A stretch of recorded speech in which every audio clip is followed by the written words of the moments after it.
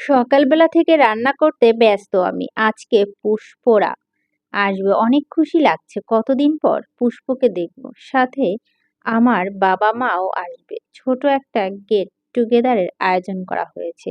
আমার সাথে রহিমা আন্টিও একটু সাহায্য করে দিচ্ছে। নিজেকে দেখে নিজেই অবাক হই।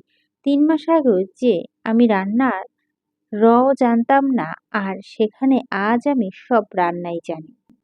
আসলেই মেয়েদের জীবনটাই অদ্ভুত। তবে শান যদি এখনো রান্না করতে দেখে খুব বকে আমাকে। কিন্তু আমি শুনলে তো। কারণ আমি জানি শান মুখেও আমাকে বারণ করলেও সে আমার রান্না খেতে খুব পছন্দ করে। আর রীতিমতো আমি রান্নাটাও এর জন্যই করি। আমারও ভালো লাগে শানকে রান্না করে খাওয়াতে। এখন রান্না করছি মোরগ পোলাও। শান অনেক পছন্দ করে। আমি সব উপকরণ দিয়ে কষিয়ে রাখলাম। তারপর মাংসটা তুলে রেখে আগে থেকে আধ সেদ্ধ থাকা চালটা দিয়ে নাড়তে লাগলাম। তখনই শাশুড়িমা এসে আমার পাশে দাঁড়ালেন। মাকে দেখে আমি বললাম, কি ব্যাপার মা, তুমি এখানে কেন? তোমাকে না বললাম রেস্ট নিতে? আবার রান্নাঘরে এলে কেন? আরে আমি ঠিক আছি, এখন এত চিন্তা করিস না। তুই তো আমাকে পার্মানেন্টলি ছুটিতে দিয়ে দিয়েছিস। এখন সারাদিন বসে কি করব? আমি হেসে বললাম, এখন রেস্ট করো। সারা জীবন তো করেই এসেছো। এখন আমি আছি না, আমি সামলে নেব। আমার কথা শুনে মাও হাসলো। আমি আবার রান্নায় মন দিলাম। কিছুক্ষণ পর মা বলল, জানিস তো ছোহা, তোকে যখন আমরা দেখছি তখন তুই অনেক ছোট ছিলি। এই ক্লাস 8-9-এ পড়তিস হয়তো। এত দস্যি মেয়ে ছিলি তো। মা সবসময় বলতো তোকে কে বিয়ে করবে, কিভাবে সংসার সামলাবি। সেই চিন্তায় তোর মা চিন্তিত থাকতো। কিন্তু আজ তোকে দেখে আমি আগের সোয়া আর এখনের সোয়াকে মিলাতে পারছি না। কি সুন্দর, একদম পাক্কা গৃহিণী হয়ে গেছিস। একদম নিজের হাতে নিজে সংসারটা গুছিয়ে নিয়েছিস। এটা দেখে আমি খুব খুশি হয়েছি। সময়ের সাথে সাথে তোর ম্যাচুরিটিটা বেড়েছে। আশা করি শানকে তুই সবসময় ভালো রাখবি। আমি মাথা নিচু করে হ্যাঁ সূচক মাথা নাড়ালাম, কিন্তু কিছু বললাম না। শাশুড়ি মা আবার বলেন, কিরে কথা বলিস না কেন? আমি ওনার দিকে তাকিয়ে বললাম, মা, রাখবো খুশি। এইবার দেখো তো টেস্ট করে কেমন হয়েছে। মা হেসে একটু খেয়ে বলল, তুই রেঁধেছিস, ভালোই হবে। তা সব রান্না শেষ? হুম মা, এই তো পোলাওটা হলে অলমোস্ট কমপ্লিট। তখনই রহিমা আন্টি এসে বলল, সোহা মা, তোমার শান বাবা ডাকে, কফি লইয়া যাও। লাই আমি আরেকটু চুলার কফি বানিয়ে মগে ঢেলে রহিমা আন্টির হাতে দিয়ে বললাম, আমার কাজ আছে, এখন যেতে পারবো না, তুমি গিয়ে দিয়ে দাও। তখনই মা এগিয়ে এসে বলল, তোকে নিয়ে যেতে বলেছে যখন তুই যা না, রান্নাটা আমি দেখছি। কিন্তু মা, কোনো কিন্তু না, যা আমি কফিটা নিয়ে উপরে চলে এলাম। শান বসে বসে মোবাইল টিপছিল। আমি গিয়ে ওনার সামনে কফিটা রাখতে উনি মাথা তুলে তাকালেন। আমি বললাম, আপনার কফি। শান আমার দিকে উপর থেকে নিচ পর্যন্ত একবারে দেখে নিলেন, ঢ্যাপ ঢ্যাপ করে। ওনার এমন তাকানো দেখে আমি একটু ইতস্তত করে বললাম, আরে এভাবে কি দেখছেন? শান কোনো কথা না বলে হঠাৎ ফোন ক্যামেরা অন করে আমার ছবি তুলে নিল। ওনার ব্যবহার আমি অবাক হলাম। আজব তো, এই পাগলি বেশে আমার ছবি তুলছেন কেন? শান অবাক হয়ে বলল, পাগল? তা নয় তো কি। শান নিজের ঠোঁট কামড়ে হালকা হেসে বলল, যে অবস্থা আছো সেটা দেখলে যে কোনো মানুষ হার্ট অ্যাটাক করবে। আমি চোখ ছোট ছোট করে বললাম, মানে মানে একটা বাচ্চা মেয়েকে যখন কেউ একদম এমন গৃহিণী রূপে চুল হাত খোপা করে শাড়ি কোমরে গুজে সামনে এসে দাঁড়িয়ে থাকতে দেখে, তাহলে সামনের মানুষটা কি হবে সেটা কি সে জানে? তার প্রমাণ রাখলাম। যদি আমার কিছু হয় তাহলে সেই মেয়ে ওই রূপটা দায়ী। শানের কথা শুনে আমি লজ্জা পেয়ে অন্যদিকে তাকিয়ে মুচকি হাসলাম। তাড়াতাড়ি করে চুলটা খুলে দিয়ে কোমর থেকে আঁচলটা ছেড়ে দিলাম। এটা কি হলো? কি হবে? আমার কারণে কারো ক্ষতি হোক সেটা আমি চাই না, তাই ছেড়ে দিলাম। শানও মুচকি হেসে আমার কথা শুনে আজকে আরশ আর তিমিরের এই বাড়িতে আসবে জানো তো? শানের কথা শুনে আমি আকাশ থেকে পড়লাম আর চেঁচিয়ে বললাম, এই বাড়িতে আসবে মানে? আসতে বলো, সবাই শুনবে। দেখো, আজকে যেহেতু সবাই একসাথে এক জায়গায় থাকবো, তাই যা ডিসিশন হওয়ার সেটা একসাথে হয়ে গেলেই ভালো হবে। পরে যখন ওরা ফিরবে ওদের আলাদা আলাদা বাড়িতে যেতে হবে। সেটা না করে আজকে ওদের এই নাটকটা শেষ করা প্রয়োজন। এমন সুযোগ আর পাওয়া যাবে না। কিন্তু আমাকে আগে বলেননি কেন? আগে কখন বলবো? সকালে ঠিক করলাম তুমি বিজি ছিলে, তাই বলা হয়নি। এখন বললাম। তো আমি হুট করে সোফায় বসে পড়লাম। পাশে থাকা জগ থেকে পানি ঢেলে ডক ডক করে এক গ্লাস পানি খেয়ে নিলাম। শান আমার পাশে বসলো। বলল, কি হয়েছে তোমার? খুব ভয় করছে? জানি না কি হবে যদি কেউ না মানে। শান আমাকে আশ্বস্ত করে বলল, যা হবে ভালোই হবে, আমি আছি তো। আমি শানের দিকে তাকাতেই উনি হাত দিয়ে ইশারায় হাসতে বললেন। আর আমিও ভরসা পেয়ে একটা ছোট্ট হাসি উপহার দিলাম। শানের সাথে কিছুক্ষণ কথা বলে আবার রান্নাঘরে গেলাম। তারপর রান্না শেষ করে আমি গোসল করতে গেলাম। বেশ অনেক সময় নিয়ে শাওয়ার নিলাম।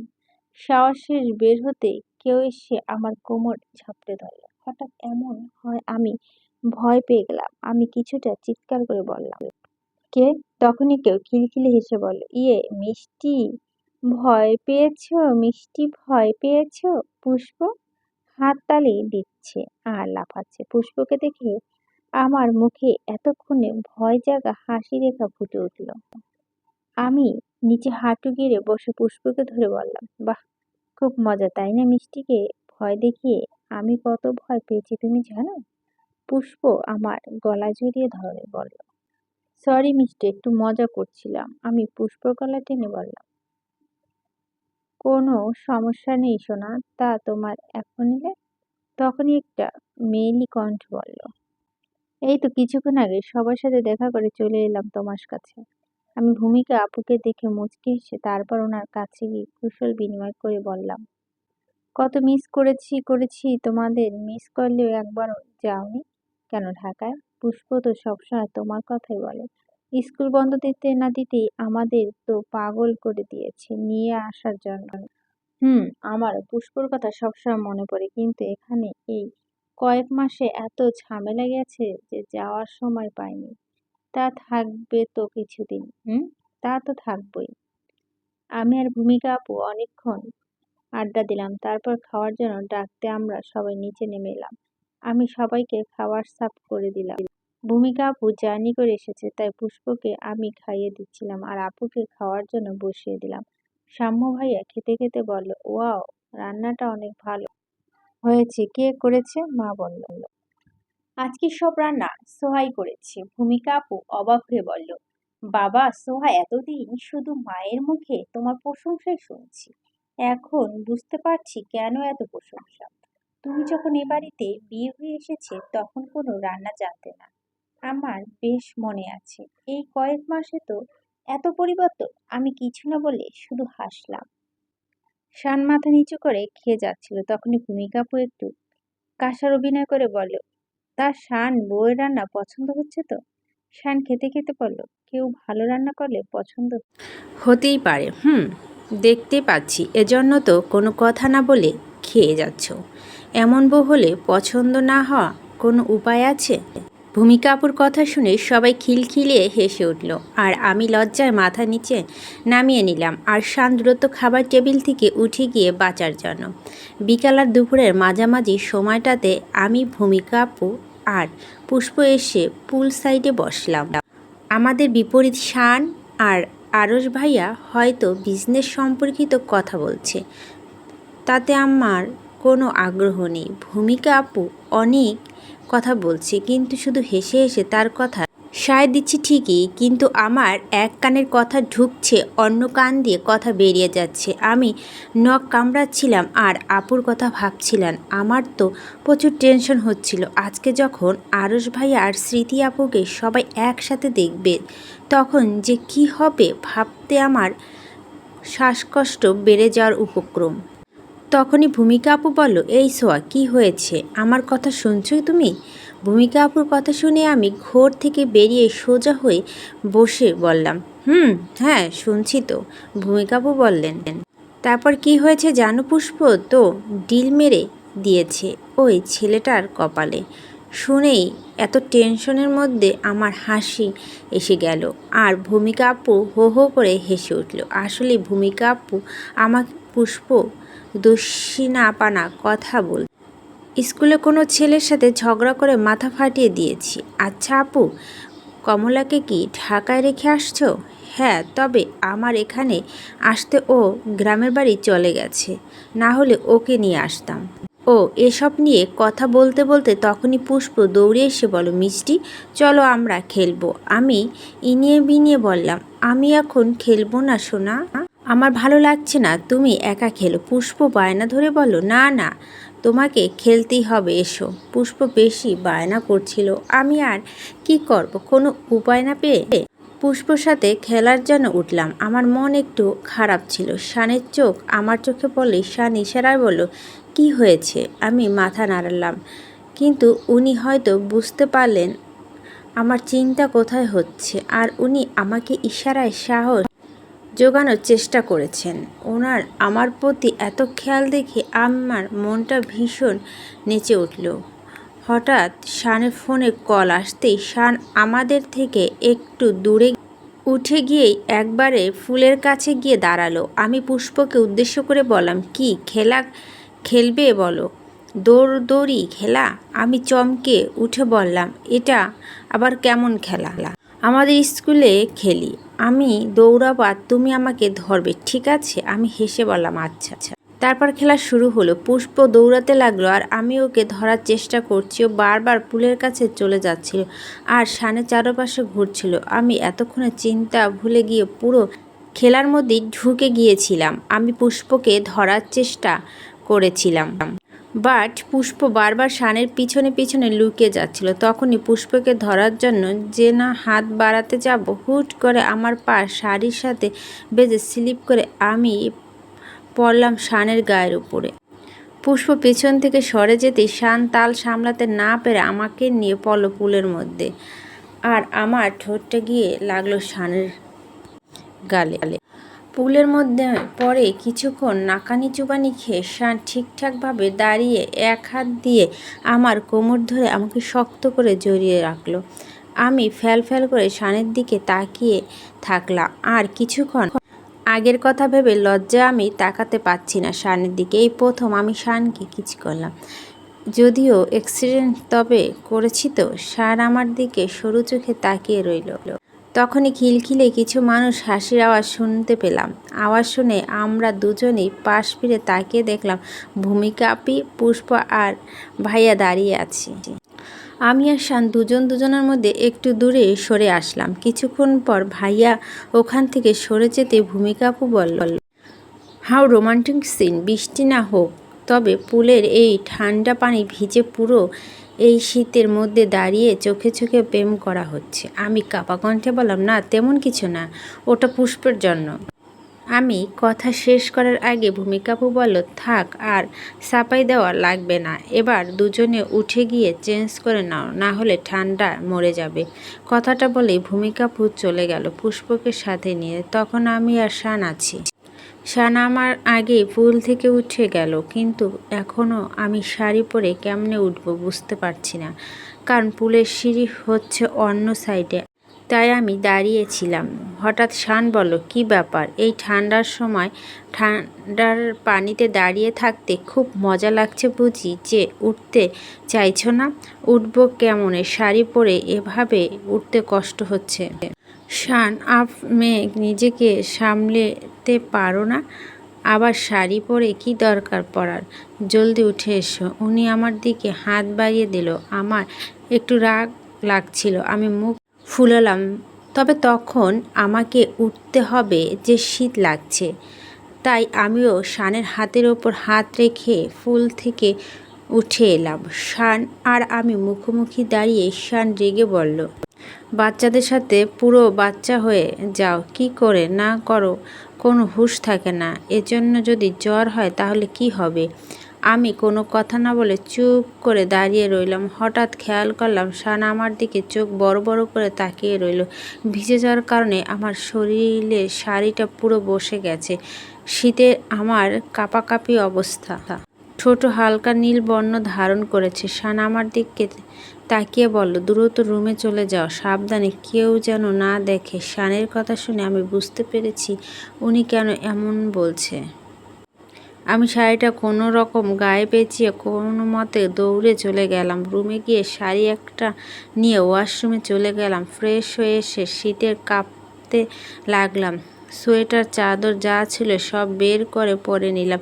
তখনই দেখলাম শান আসছে মাথা মুছতে। শান হয়তো অন্য ওয়াশরুমে গিয়েছিল। আমি গুটিসুটি হয়ে বসে রইলাম। তখন শান আমার পাশে এসে বসলো। আমার দিকে এক দৃষ্টিতে তাকিয়ে রইল। ওনার তাকিয়ে থাকা দেখে আমি বললাম, কি হয়েছে, এভাবে কি দেখছো? শান গম্ভীর কণ্ঠে বলল, তোমার জন্য আজ আমার কত লস হয়েছে জানো তুমি? আমার ফোনটা গেল, সাথে আমার একটা ইম্পর্টেন্ট ক্লায়েন্টের সাথে কথা হচ্ছিল, সেটা গেল। এখন কি ক্ষতিপূরণগুলো কে দিবে? আমি মুখ গোমরা করে বললাম, সরি, আসলে খেয়াল করিনি বলেই হলো নাকি ক্ষতিপূরণ চাই আমার? আমি আশ্চর্য হয়ে বললাম, কি দেব আমি? আমার কাছে কিছুই নেই। আছে তো মার কাছে আছে, যেটা সব ক্ষতিপূরণ করতে পারে। আমার কাছে কি? শান আমার কাছ থেকে এসে একটু মুচকি হেসে বলো, তখন পুলে পড়ার আগে যেভাবে কিস করেছিলে সেভাবে কিস করতে হবে, তবে এবার ঠোঁটে। ওনার কথা শুনে আমার চোখ কোটর থেকে বেরিয়ে আসার উপক্রম। আমি চিৎকার করে বললাম, এটা এমনি হয়ে গেছে, ইচ্ছে করে করিনি, আমি পারবো না। শান রেগে বলল, পারবে না মানে?